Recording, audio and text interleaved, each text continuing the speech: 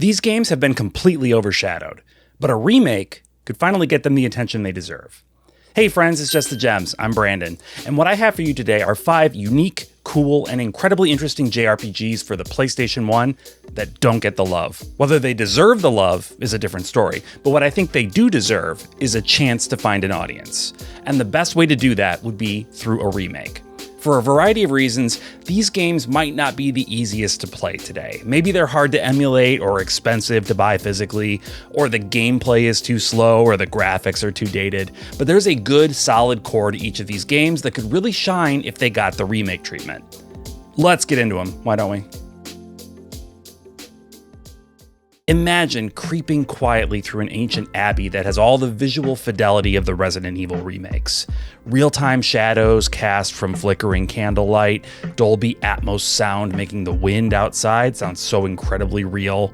And then you turn a corner and bam, there's some horrifying monster, and you have to kill it.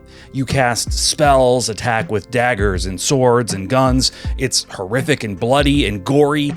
And then you gain a bunch of experience points, you level up, and you carry on.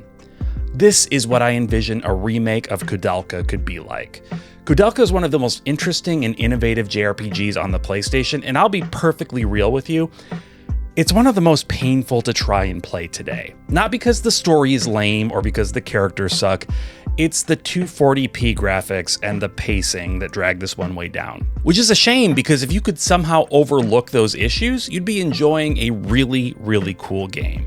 I played it for the first time a few years ago, and as much as I enjoyed so many parts of it, it was genuinely a struggle to get through. Maybe people with nostalgia for it won't feel that way, but like I said, I'd never played it before. It does not acquit itself brilliantly in the 2020s. Let's say that. But there's so much here that a full-on remake could work with.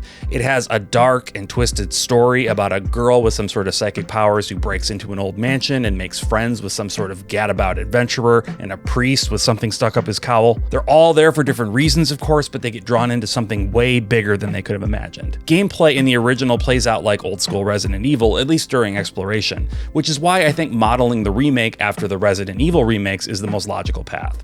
We can follow Koudelka as she makes her way around the mansion, and even in its 240p glory, it's already a super beautiful and creepy place, so imagine how it would look with 4K graphics and a modern style. Gameplay in the original is turn-based, and battles are random, and here's where I'd be open to a few different options.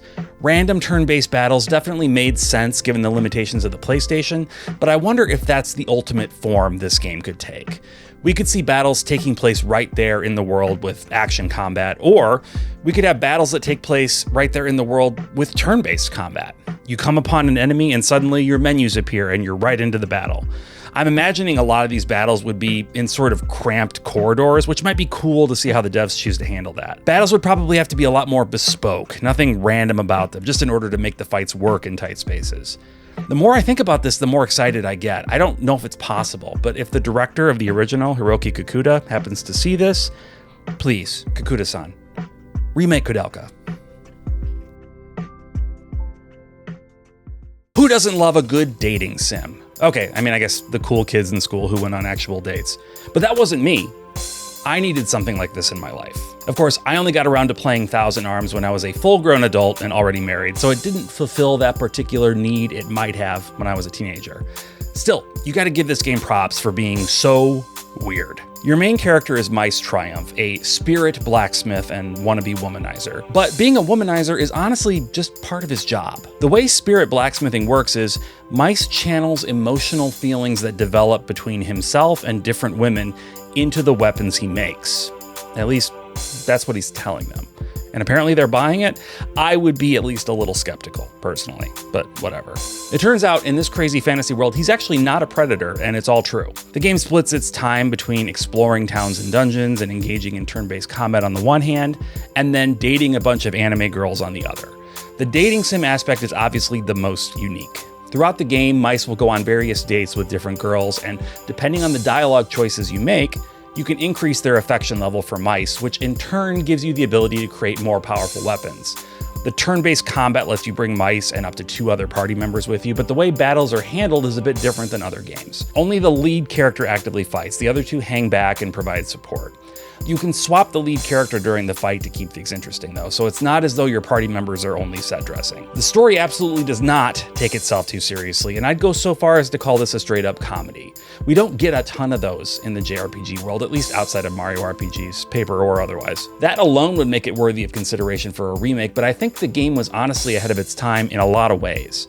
The idea of building up relationships with individual characters and using those relationships as a key part of your development as a character, that's something we see in a lot of games nowadays, but it was practically unheard of at the time. Having real, consequential choices in the dialogue and story would make a remake of Thousand Arms really stand out among most JRPGs, where player choice tends to be most often purely decorative. Graphically, I'd say just lean into the anime aesthetic. Give us something that looks like we're playing an anime. The original game already did an admirable job of that on the original PlayStation, so imagine what we could pull off today. This is so odd and offbeat, but it's bound to find an audience these days. A modern remake would make it easily absorbable for us modern gamers that aren't as forgiving of old school graphics and systems as we used to be. In Alundra, you play as Alundra. And as Alundra, you're able to venture into people's dreams. I'd invite him into some of mine, but they are deeply weird and honestly not something I feel comfortable showing to an elfish femboy, at least not without a few drinks in me. Anyway, Alundra gets shipwrecked, as so often happens to action RPG protagonists, and he has to help the local villagers deal with their recurring nightmares. But the stakes are higher than just people getting spooked or not getting a great night's sleep.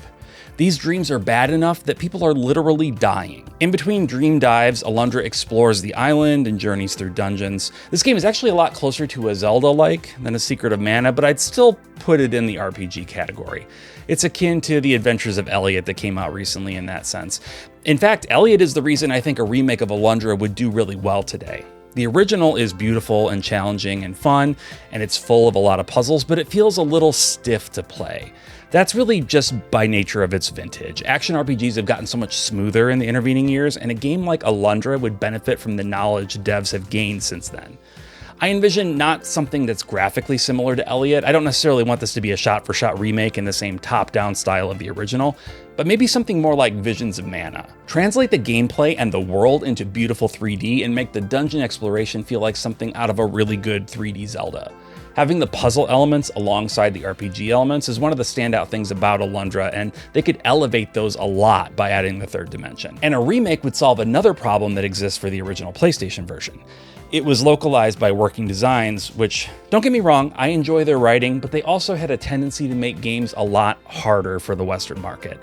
I don't have time for that, guys. I know it was probably to make games less likely to be beaten on a rental, but the good news for game publishers is that game renting is kind of a thing of the past now. You can make your games easier, guys. It's okay. All right, hear me out. I know Shadow Madness is kind of rough as far as PlayStation 1 era JRPGs go. It was published by Crave Entertainment, a company that isn't exactly known for amazing games in general, and even less so RPGs. But it was a project spearheaded by Ted Woolsey, and if you're a big-time JRPG fan in the West, particularly one that cut your teeth on the games in the 16-bit era, you know his name. He's the guy who gave us the surprisingly great localizations we got on some Squaresoft games back in the day, like Chrono Trigger and Final Fantasy VI. He wanted to create his own project from the ground up here in the West, and this was the result. So yeah, not the best, but I think there's a solid core here that's worth expanding upon. The plot starts off simply enough. There's a plague going around that's destroying people's minds, a madness, you might say. A shadowy madness? But as Stinger, the main bandana-wearing character, you and your companions end up getting to the bottom of a conspiracy involving secret organizations and evil wizards and demons.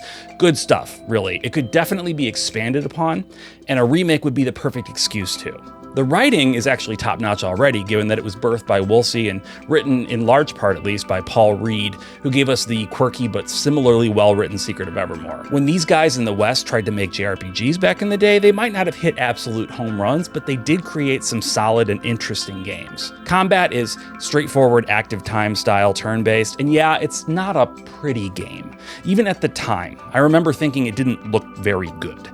But it had some interesting mechanics, including the ability to press R2 and L2 with the right timing to avoid random battles before they occur. In a time when there was pretty much nothing but random battles in JRPGs, that was a welcome feature.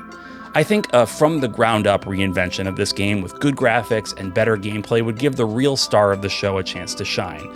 And by that, I mean the story. It's a cool plot, but getting through it in the PS1 original is a slog.